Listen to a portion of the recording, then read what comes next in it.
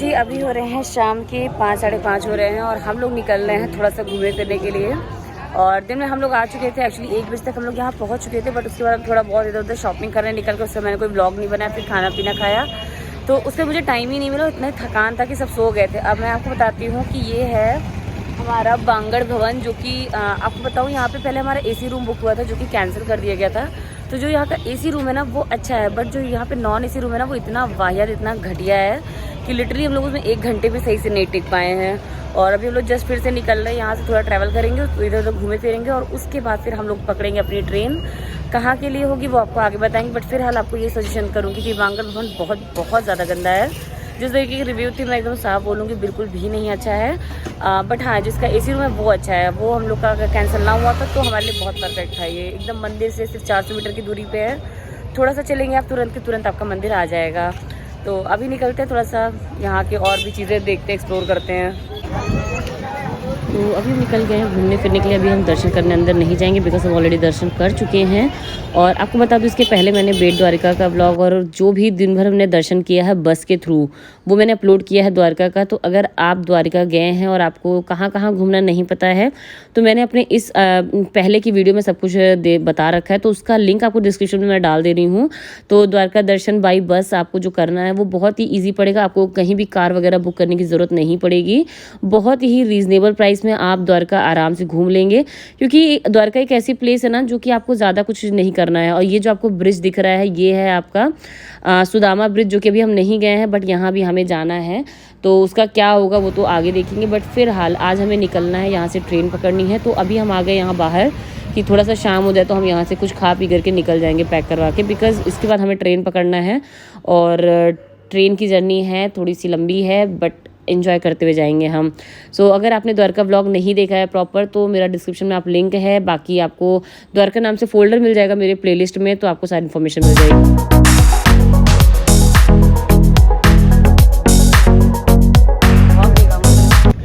किधर था ढाबेली? यहाँ पे चिंतन मनन चल रहा है यहाँ पे। हे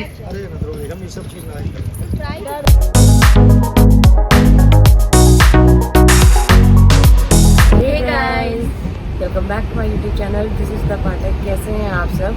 तो आज है हमारा आई थिंक कौन सा डे चल रहा है, फोर्थ डे चल रहा है हमारा ट्रिप का। और हम निकल रहे हैं सोमनाथ के लिए। और ब्लॉग की स्टार्टिंग हम कर रहे हैं सोमनाथ पहुंचने से जस्ट पहले, और अभी जस्ट 10 मिनट में स्टेशन आ जाएगा और वहां से हमारी जर्नी स्टार्ट हो जाएगी सोमनाथ की। तो आज की जो स्टार्टिंग हो रही है वो सुबह के 5:30 बजे से हो रही है। और उसके बाद देखते हैं आज क्या क्या हम दिन भर करने वाले हैं। तो चलिए होटल पहुँच करके तब आपको सारा माहौल दिखाते हैं। क्या चला रही हैं ये कौन सी कोठी खुल रही है? पानी वाली कोठी है।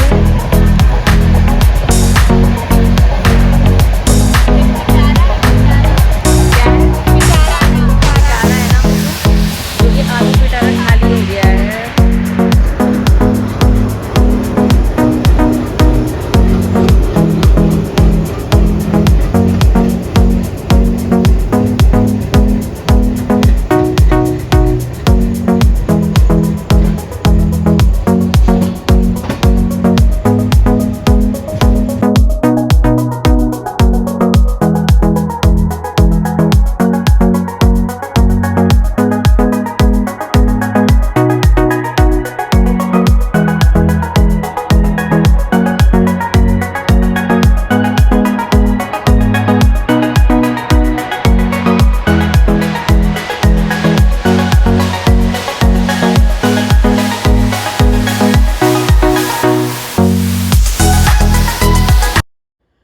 तो जी फाइनली हम पहुंच चुके हैं अपनी डेस्टिनेशन पे जो कि है सोमनाथ। और आपको बता दूं कि हम आज रहने वाले स्टेशन पर ही। अब आप सोचोगे कि प्लेटफॉर्म पे क्यों रुकने वाले हैं भैया, ऐसा भी क्या कमी आ गई है?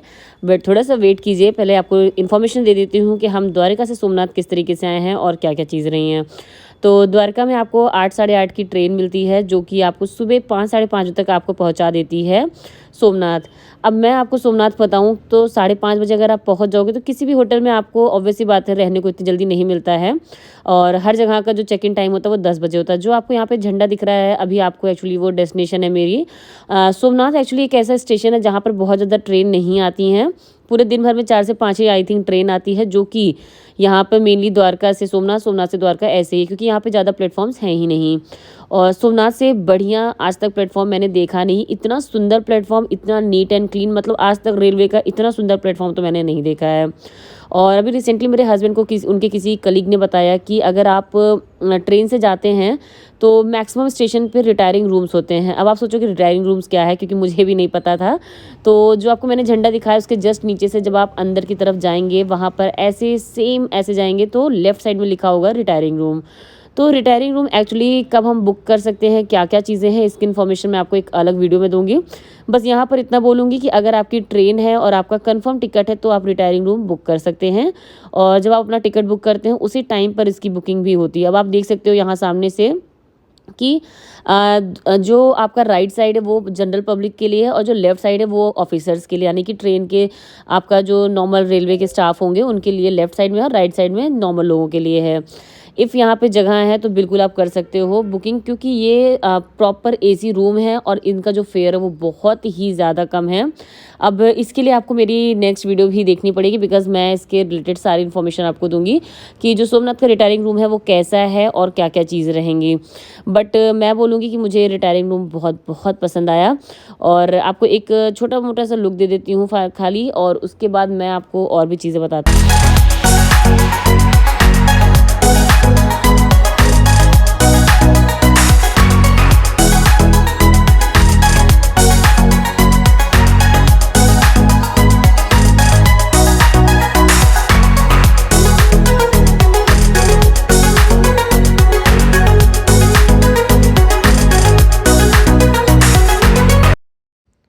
तो फाइनली हम अब निकल चुके हैं मंदिर दर्शन करने के लिए, और आपको थोड़ी सी हिस्ट्री बता देते हैं सोमनाथ ज्योतिर्लिंग के बारे में।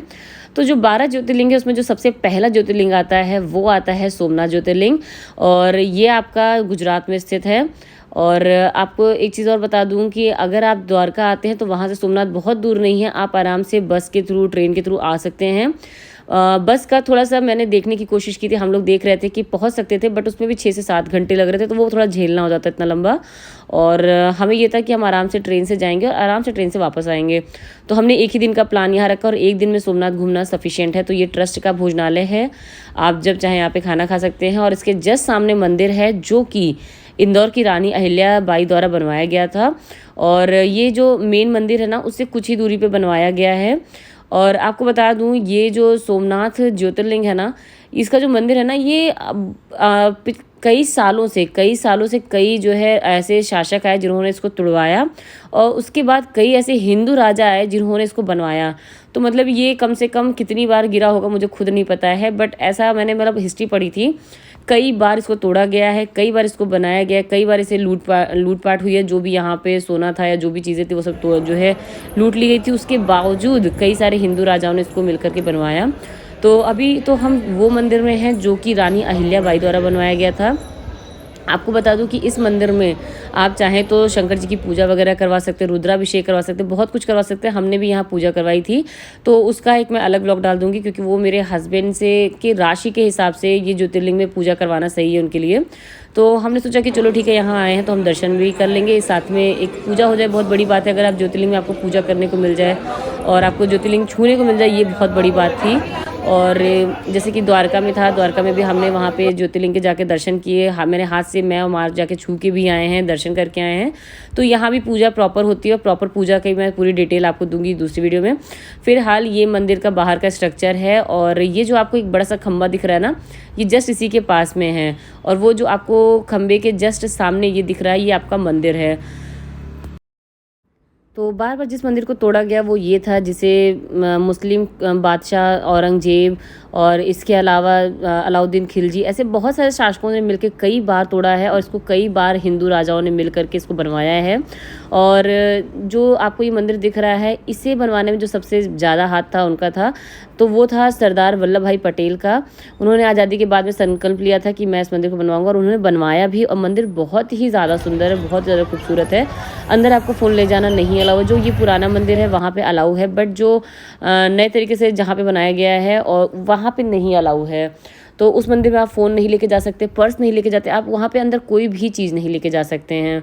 तो फ़ोन वगैरह के लिए सबसे अच्छी चीज़ आपको बता दूँ कि आपको फ़ोन के लिए अपने पास कोई छोटा सा बैग या फिर कॉटन बैग लेके रखिएगा, बिकॉज़ क्या है ना कि आपको वहाँ जमा करना होता है उसको अलग से, और जो आपका सामान होगा वो अलग से जमा होगा। और सेफ्टी है मतलब, लेकिन आप अपने फ़ोन को आप अलग से जमा कीजिए, तो उसके लिए आपको अलग से कैरी बैग भी लेना पड़ सकता है अगर आप नहीं लेके गए तो, क्योंकि हम नहीं ले गए तो हमें बार बार लेना पड़ा था। तो इसीलिए मैं आपको इन्फॉर्मेशन दे रही हूँ कि आप ले लीजिएगा। तो ये है मंदिर में का प्रवेश द्वार, और इसी के जस्ट सामने आप देख सकते हैं ये यहाँ पे आपका सामान घर है, और यहीं पर आपको सब कुछ मिलता है। आप जाइए यहाँ पे अपना सामान रखिए, छाता वगैरह जो भी है सब कुछ यहाँ पे आपको जमा करके जाना है। आपको हाथ में अंदर लेकर के कुछ भी नहीं जाने देंगे। हाँ, प्रतिभा सब आप ही के नाप का है। अरे बस आप ही के नाप का है सब।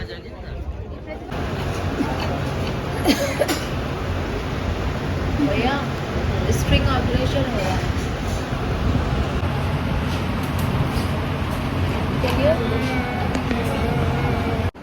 तो अभी हम लोग आ गए हैं घर पे, और घर पे आने के रूम में आ गए हैं, और अभी पहले थोड़ा बहुत खाना खाएंगे।